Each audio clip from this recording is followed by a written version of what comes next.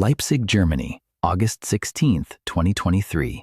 A sequencing result comes back from the Max Planck Institute for Evolutionary Anthropology, one of the most respected ancient DNA laboratories on the planet. The lead researcher, Dr. Johannes Krauss, looks at his screen. What he is looking for is confirmation.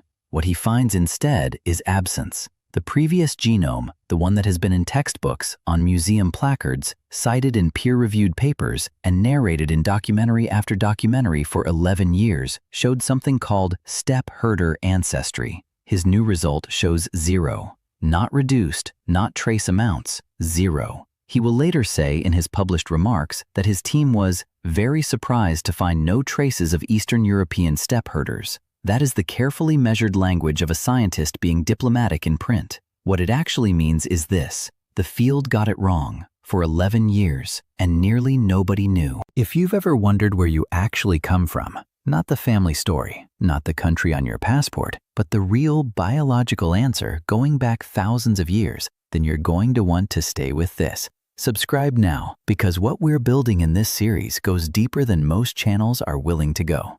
The original genome, published in 2012 by a team led by Professor Andreas Keller at Saarland University in Germany, carried approximately 7% modern human DNA contamination. At the sequencing resolution available in 2012, that contamination was invisible, undetectable. The steppe ancestry signal it produced wasn't fabricated, it wasn't fraud. It was an artifact of modern laboratory DNA bleeding through the seams of a 5,300-year-old sample. And for 11 years, that error was part of the official scientific record. But here's where it gets strange. The contamination wasn't discovered because anyone suspected a problem. It was discovered because the timeline stopped making sense. Ötzi died around 3,300 BCE. Steppe herders didn't reach Central Europe until roughly 2,900 BCE, 400 years after his death. He was, as Krauss himself noted, simply too old to have that ancestry. The data didn't fit the clock, so they resequenced, and the steppe dissolved. Now think about what that actually means. This is not a story about one corrected paper. Every museum reconstruction built on the 2012 data included that error. Every population model that used Ötzi's steppe signal as a data point carried it forward. Every textbook diagram showing the genetic architecture of Copper Age Europe had a 7% lie running through it like a fault line. And the face of Ötzi, currently displayed in the South Tyrol Museum of Archaeology in Bolzano, reconstructed by the Dutch forensic artists Alphonse and Adrie Kennis, shows a man with light skin and full hair.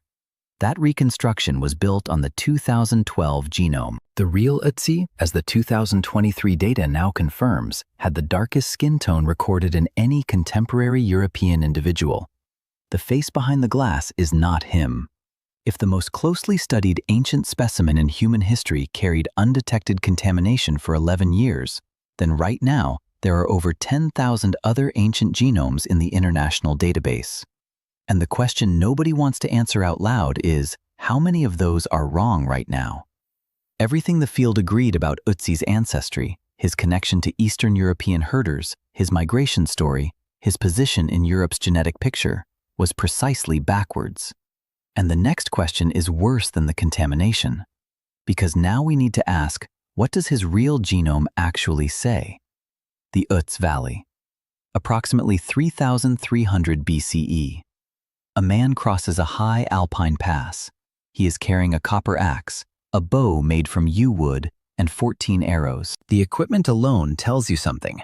In Copper Age terms, this is not a poor man. This is someone with resources, with connections, with status. And genetically, he is almost entirely Anatolian. Not partially, not significantly. His genome carries more early Anatolian farmer ancestry than any other contemporary European individual whose DNA has ever been recovered. Among hundreds of people who lived and died in the same century across Europe, he is the most Anatolian human being on the continent. The 2023 high-coverage resequencing led by K. Wang, K. Prüfer, and Johannes Krauss at the Max Planck Institute established that Ötzi carries over 92% Anatolian early farmer ancestry. a figure higher than any other contemporaneous European population that has ever been sampled from the 4th millennium BCE. The research team's interpretation was that this pointed to a relatively isolated Alpine community with severely limited gene flow from local hunter-gatherer groups. His ancestors had arrived from Anatolia roughly 8,000 years earlier, and in his specific mountain community, they appear to have barely mixed with anyone else since. And yet, the data said the exact opposite of what you'd expect from a man living in the middle of Europe. Ötzi ate European food, he wore European leather, he carried European flint.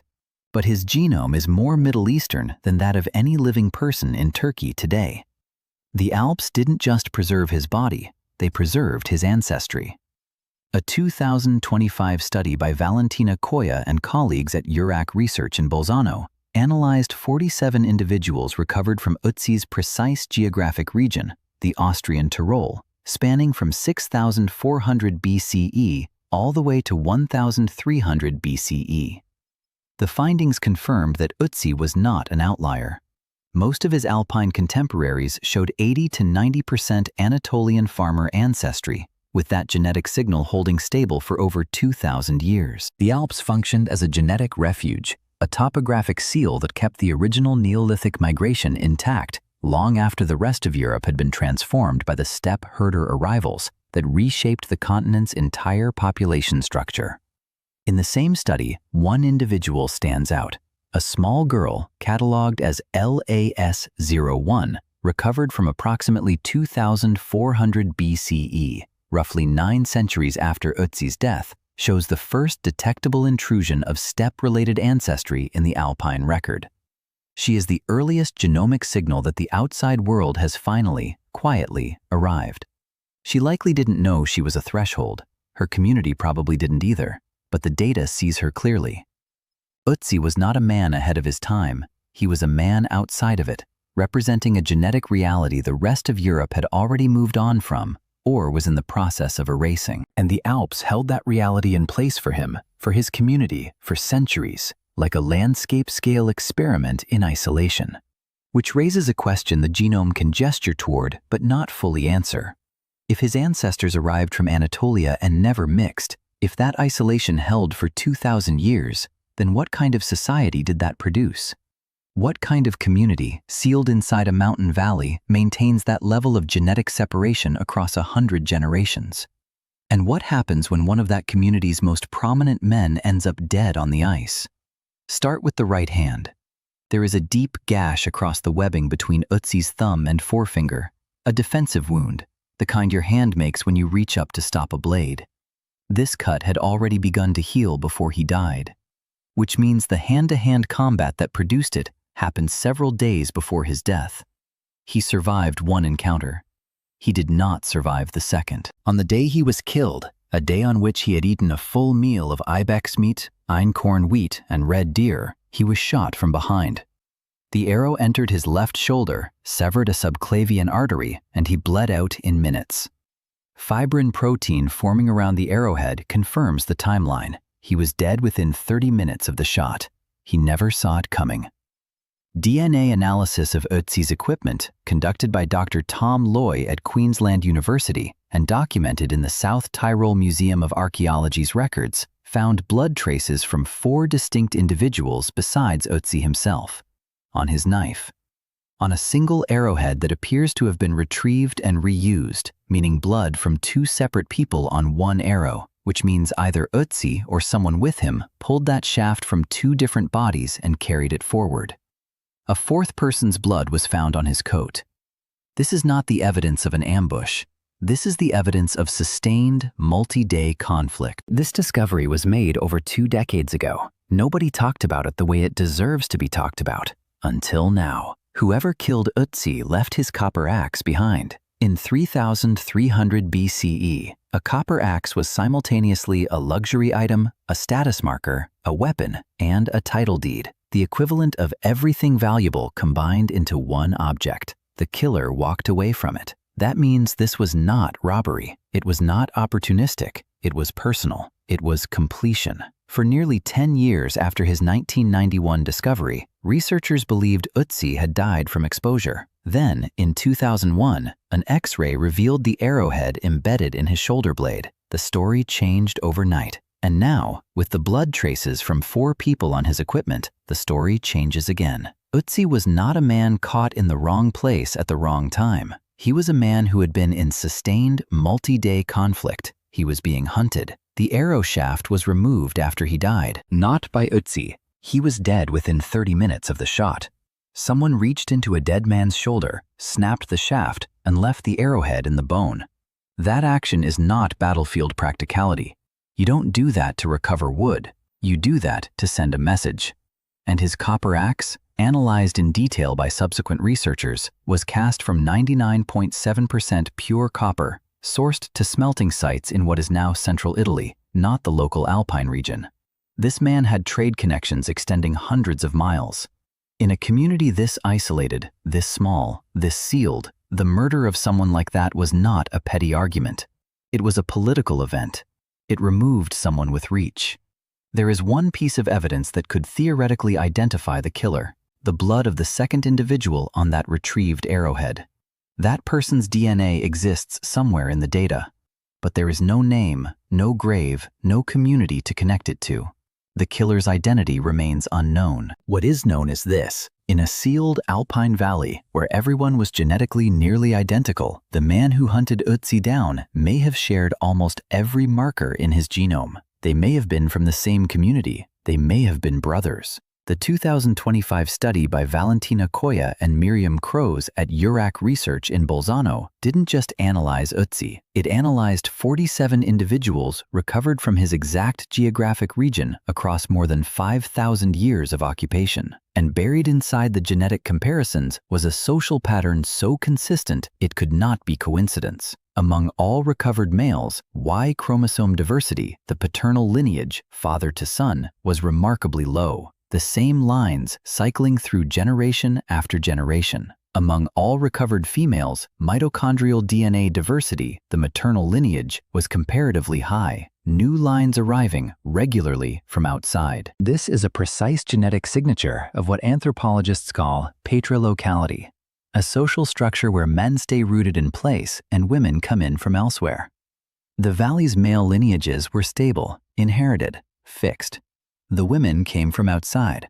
They brought new blood into a community that otherwise kept its doors closed.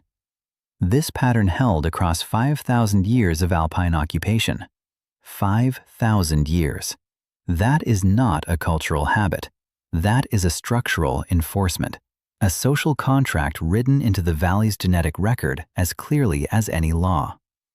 Published in Nature Communications in July 2025, the Kroes et al. Study identified this low Y-chromosome diversity combined with high mitochondrial diversity as consistent with patrilocal community structure across the entire span of the dataset. Stay with me, because this next part is the reason this video exists. Think about what this means for Ötzi specifically. He was a patriarch in a patrilocal society. His Y-chromosome was not just a biological marker, it was the social contract of that world. Land, status, identity, lineage, all of it passed father to son, generation to generation. That was the architecture of his community. His specific Y-chromosome haplogroup, designated G2A-Z6208, was supposed to move forward through his sons, his grandsons, his great-grandsons. That was the deal. And yet, that specific subclade has never been found in any other human being in the entire ancient DNA record. The line he was supposed to anchor ended. Actually, before we go any further, I want to ask you something directly. If you've watched our previous episode on the Yamnaya steppe migrations, you already know how completely those herders reshaped Europe's genetic map after 2900 BCE. The community Ötzi lived in resisted that transformation for over 2,000 years after his death. Drop in the comments, what strikes you as different about how these Alpine populations responded compared to the corded ware expansion we covered? The comparison matters for what we're building toward in this series. The social world of Ötzi's Alpine community begins to look less like a simple farming settlement and more like something rigidly organized, hierarchically controlled, a system with enough internal structure to maintain patrilineal stability across 5 millennia. enough external trade networks to source copper from central Italy, and enough internal political tension to produce the kind of targeted, sustained killing that ended a prominent man's life. In the Crows study, one individual, catalogued SIU-01, dated to approximately 1600 BCE, carries both steppe ancestry and the Y-chromosome haplogroup R1b, typical of the Bell-Beaker cultural expansion. He is the first outsider male to be absorbed into the valley's patrilineage. He represents the end of 5,000 years of Y-chromosome stability in one place. His presence in the record is noted once. He has no confirmed descendants in the dataset. In a patrilocal society where Y-chromosome lineages were the primary unit of social power, killing a patriarch was not personal. It was structural. It removed a lineage from the inheritance map of the valley. Whether that was the killer's intention, the data cannot say. What the data says is that the line ended, and the people who carry the genetic memory of Ötzi's world forward are not from the Alps at all.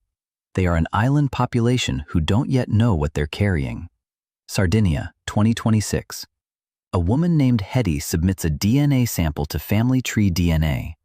The result places her in mitochondrial haplogroup K1FF, a maternal lineage so rare that researchers at URAC Research had, in 2016, concluded it had gone extinct with the Copper Age. Ötzi carries foundational mutations of K1F. His line and Heddi's share defining markers through a common maternal ancestor estimated to have lived approximately 7,000 years ago. In the language of population genetics, she is the closest known living relative of Ötzi through the maternal line. She is also, by every measure of the modern world, entirely ordinary. She lives on an island in the Mediterranean. She did not know she was carrying this until a laboratory told her. The 2023 Wang et al. Resequencing confirmed that among all living populations in the world today, Sardinians carry the highest surviving proportion of early Anatolian farmer ancestry in Europe. This is not a coincidence. It is geography. Sardinia, like Ötzi's Alpine Valley, was topographically isolated from the steppe herder migrations that swept through continental Europe after 2900 BCE. The island functioned as a second genetic refuge, a parallel preservation event, separated from the Alps by 500 miles of open sea that kept the original Neolithic signal intact while the continent around it was transformed.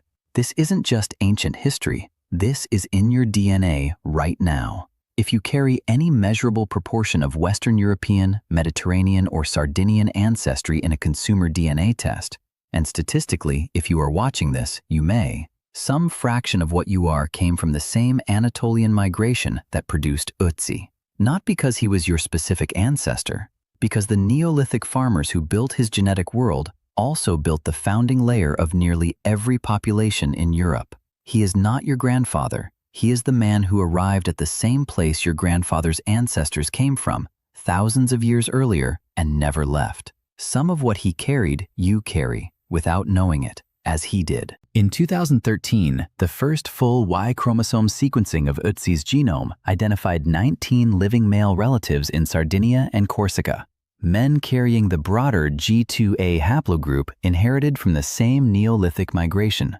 These men were farmers, fishermen, pensioners. They had no knowledge of their genetic connection to him. They were living in measurable biological part of 5,000-year-old identity. The standard framing presents Sardinians as genetic outliers, an isolated island population that somehow escaped the mixing that defines modern Europe. That framing gets it exactly backwards. They are not outliers. They are the original signal. Modern continental Europeans are the ones who were transformed. Sardinians and Ötzi represent what Europe looked like before that transformation arrived. They are not the remnants of something lost. They are the baseline against which everything else changed. And then there is Heddi. The K1F maternal haplogroup that Ötzi carried was formally declared extinct in 2016. No modern matches. The conclusion stood for nearly a decade. Then, in 2026, her result came back from the lab. The ghost was not extinct. It had simply been waiting in one person's cells for someone to ask the right question. His maternal line survived. One carrier. The paternal line, the one that was supposed to carry forward through sons in a patrilocal society, is a different matter entirely. And what the 2023 research team found in the following year, quietly published in a data appendix, is something no platform at this scale has yet addressed directly. By late 2023, the picture appeared complete. The contaminated genome had been corrected. Ötzi's true ancestry, over 92% Anatolian, had been established on solid, high-coverage data. His appearance had been recalibrated.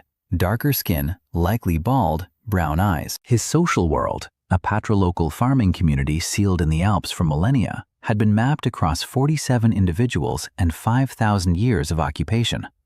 His murder had been forensically reconstructed down to the fibrin evidence around the arrowhead.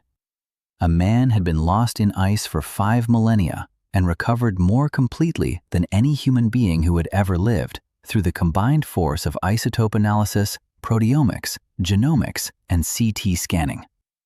The museums were already preparing updated reconstructions. The textbooks were being revised.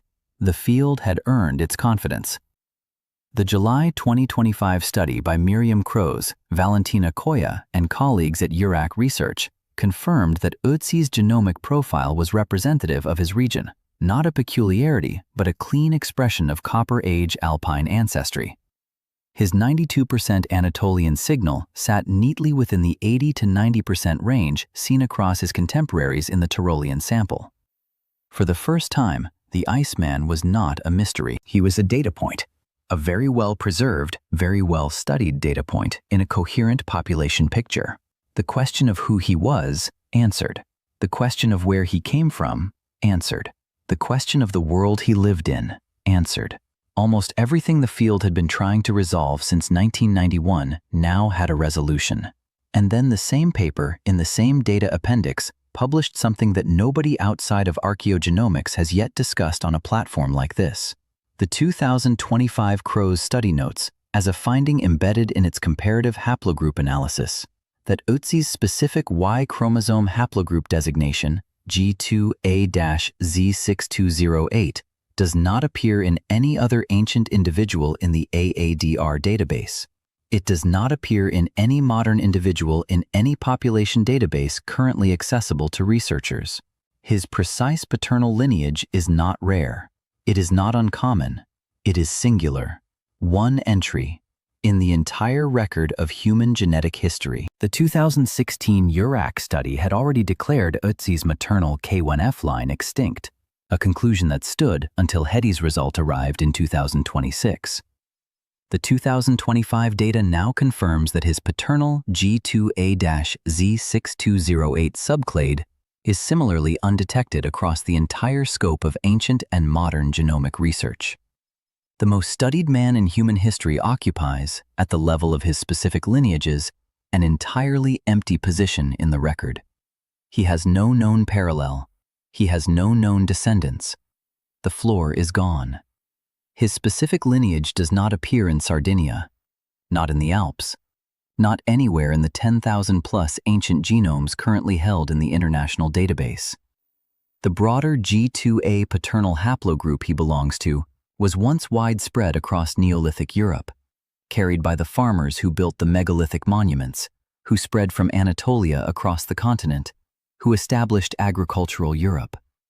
Those people transformed a world.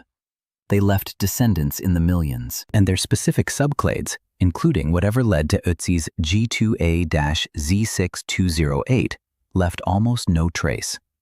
There is a specific term in population genetics for what happened to Ötzi's Y-chromosome lineage: patrilineal extinction. It happens when a male lineage, a chain of Y-chromosome inheritance passing father to son, terminates. The chain can break through death with no male offspring, through sons who have no sons of their own, through war, through plague, through famine, or through the slow statistical accumulation of chance across enough generations. In most cases, a line attenuates, becomes rarer, then rare, then a single carrier, then nothing. In Ötzi's case, we don't even have the rarity phase. We go from one confirmed carrier to complete absence. The ancient archaeogenomics database, The AADR, maintained by the Reich Lab at Harvard Medical School, contains sequenced genetic data from over 10,000 ancient individuals spanning the past 40,000 years of human history across 3 continents. Ötzi's Y-chromosome subclade G2A-Z6208 does not appear in any of them. The broader haplogroup G2A shows up in Neolithic contexts across Europe, in megalith builders, in early Alpine farmers, in samples from Iberia to Anatolia. The specific subclade that would connect Ötzi to his father, his grandfather, his sons, appears nowhere else. Cross-referenced in the Croze et al. 2025 data, it is one of the most striking absences in the entire ancient DNA record. There are 3 things this finding means. The third one is the one that changes everything. First, when researchers query the AADR for G2A-Z6208, one result populates. 1. Out of 10,000 samples, across 40,000 years of human history, one man, one result. Dead for 5,300 years. Second, we do not know if Ötzi had sons. We know only that his sons, if they existed, left no genetic trace anywhere in the world. Not in Europe, not in Anatolia, not in the databases that now hold the ancient DNA of populations from the Mesolithic to the early Bronze Age.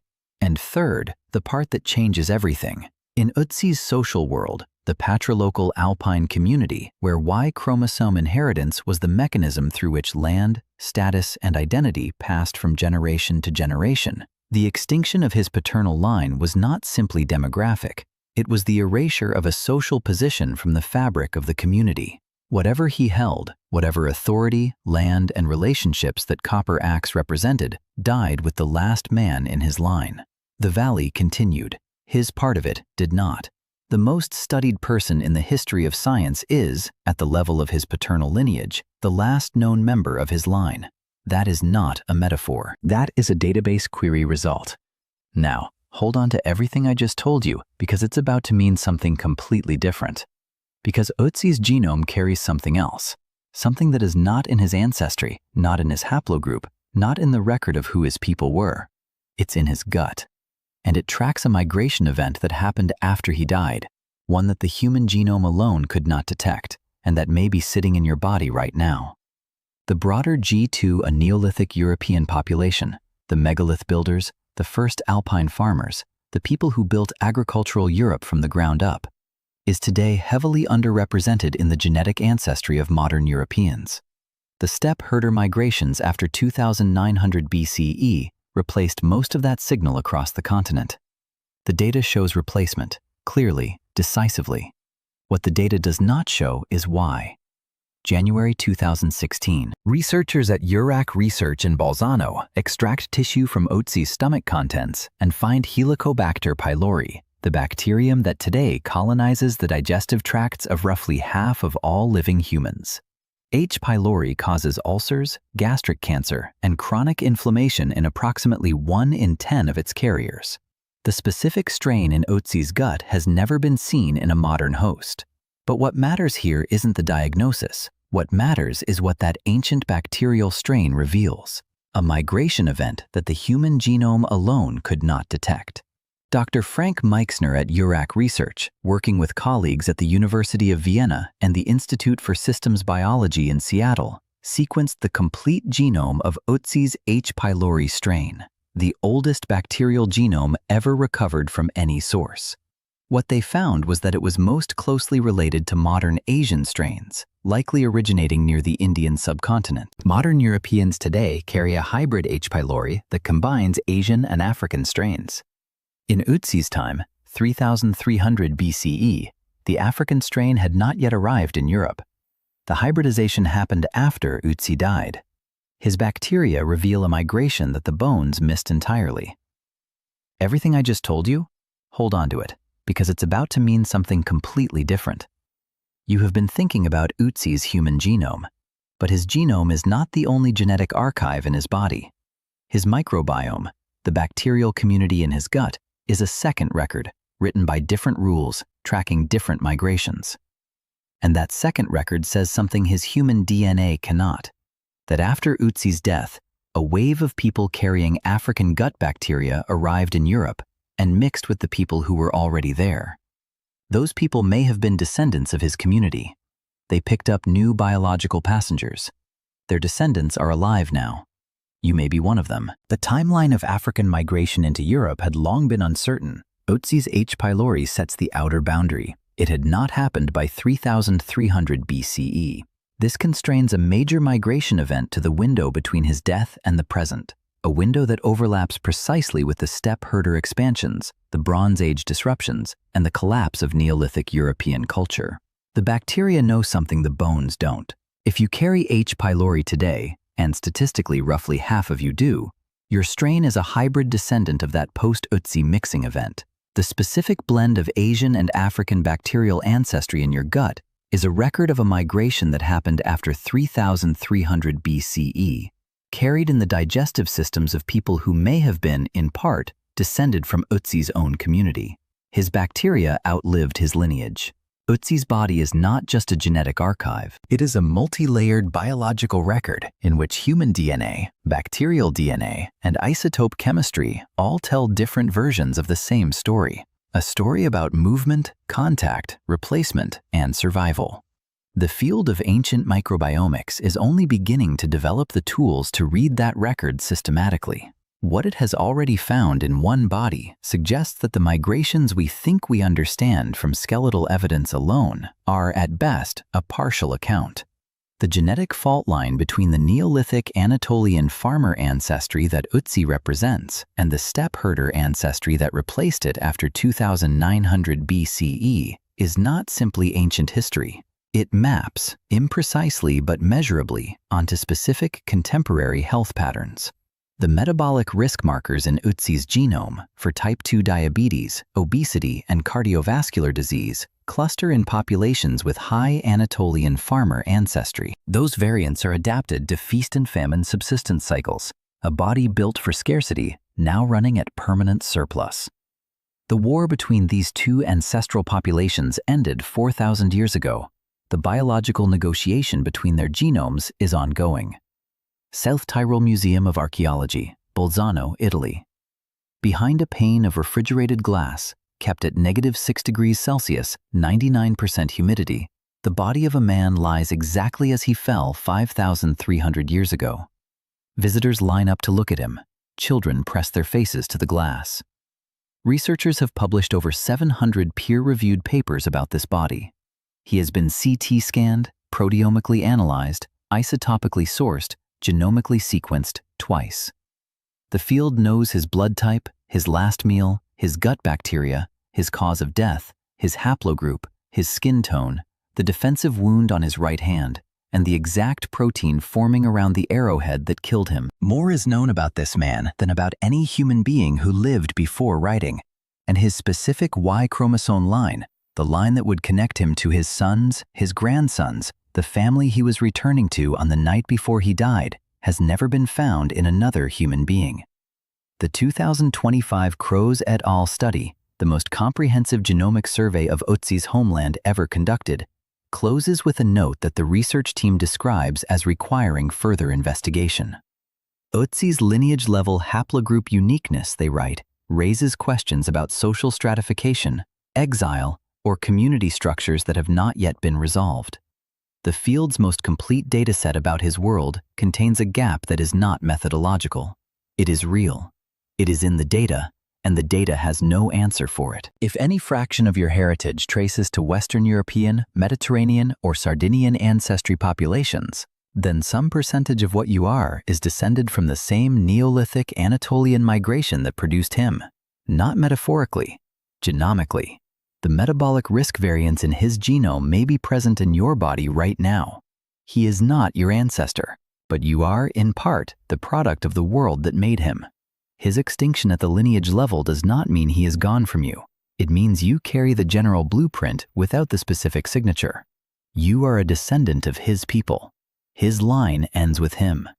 If this episode changed how you understand your own genetic history, subscribe to The Bone Record. We are 2 episodes from a finding that connects the Iceman's Anatolian migration to a population event in South Asia whose modern implications nobody has addressed on a platform like this. His maternal haplogroup was declared extinct for a decade. One person carried it. His paternal haplogroup has never been found in anyone.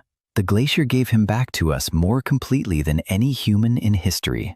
And the one thing we cannot recover is the line he was supposed to leave.